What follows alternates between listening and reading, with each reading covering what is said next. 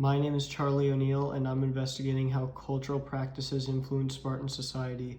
I chose this subject because I thought Spartan society was unique and the militaristic culture interesting. It's significant to me because it was the thing that I learned in class that stuck with me the most. Sparta was an ancient Greek city-state that was well known for its military power and rigorous culture. We know this from written records and archaeological evidence. The question is, how did its cultural practices affect the way people lived?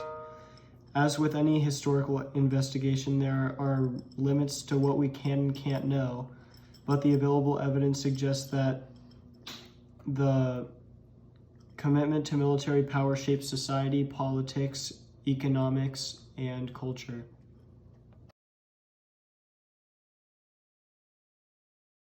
To research this question, I investigated how cultural practices influence 5 important historical themes. I started with the knowledge that Sparta was focused intensely on its military and asked how that affected society, politics, environment, and the economy and the culture. These investigations helped answer my question because cultural practices influence the way people interact with each other and how society is run. Culture shapes how government and political affairs are executed. Geographic environment helps how the culture develops.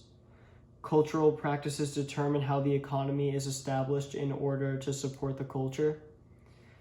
And cultural values influence how society expresses itself in terms of art and literature.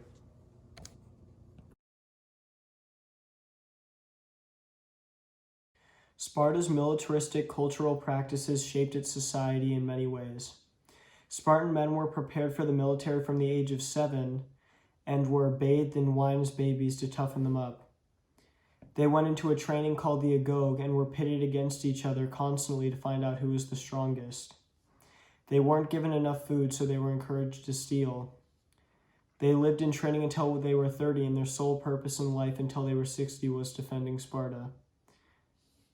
By law, they weren't allowed to do anything else.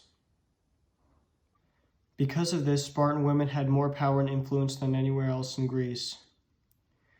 They had to fill in for men as property owners and managers of family finances.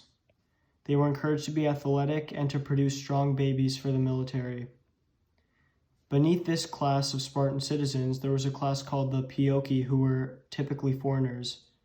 Because the citizen men could not own businesses or do crafts, the Paeoki did these things for society. At the bottom of society were helots, who were slave-class people whose society got conquered by Sparta. Their labor made Sparta's military life possible because they did everything everybody was too busy to do for free. All of these classes were set up in such a way that would benefit military culture. I looked for counterclaims of this idea and I didn't find any.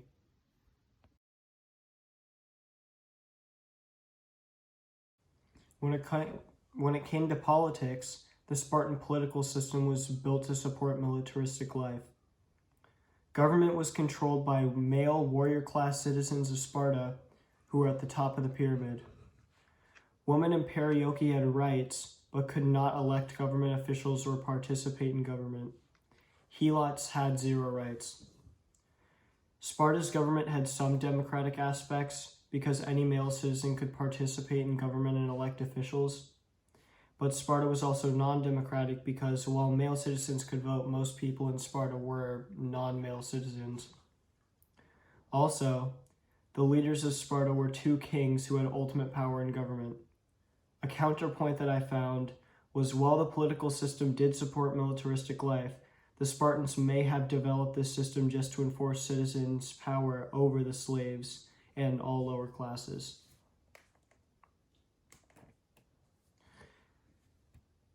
It may have also been convenient to have slaves anyway, but taken together, these factors show that Sparta's political system was mostly built to support militaristic life.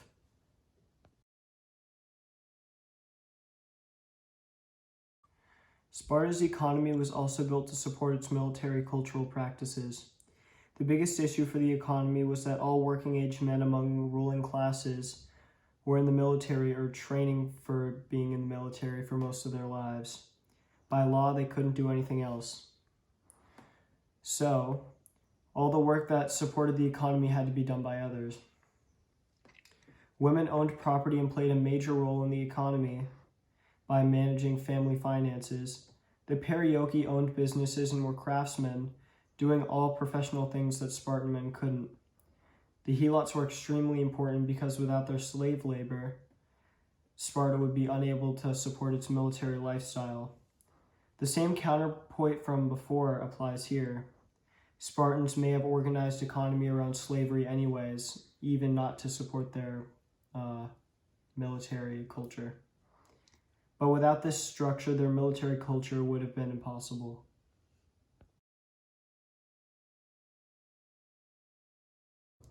When it comes to their culture, Sparta's military practices discouraged arts and individualism. All forms of individualism were frowned upon in Spartan culture. Unlike Athens, where art, philosophy, and theater flourished, Spartans did not value individual expression and didn't produce much in the way of art. The culture discouraged pleasurable activities and intellectual pursuits that did not contribute to military strength.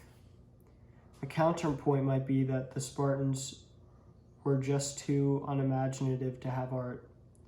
But archaeological evidence shows that before Sparta militarized, the society had poets, artists, and produced many beautiful objects.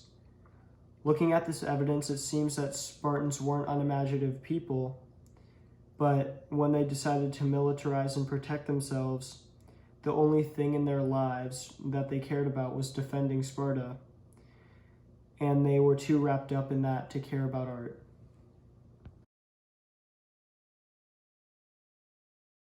Rather than Spartan culture shaping the environment shaped Spartan culture. Geographically, Spartans were separated from other city-states in south of Greece in an area known as the Peloponnesus.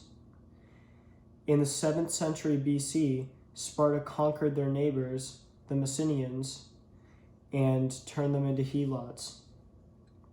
But the Helots outnumbered the Spartans by a lot, and the Helots eventually rebelled. Sparta beat them back down, but barely did so. And their isolation and vulnerability convinced them to militarize. Because of this isolation, Spartan culture was not influenced by other city-states.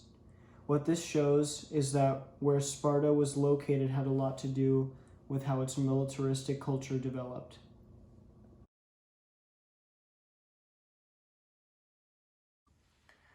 Sparta was a militaristic city-state that devoted its resources and culture to defending itself. The cultural practices that came from that shaped its society, political system, economy, culture, and environment. We can see the influence of the militaristic culture and how Spartan men are devoted to defending Sparta while everyone else supports them. We can see it in the political system and how the military class have all the power.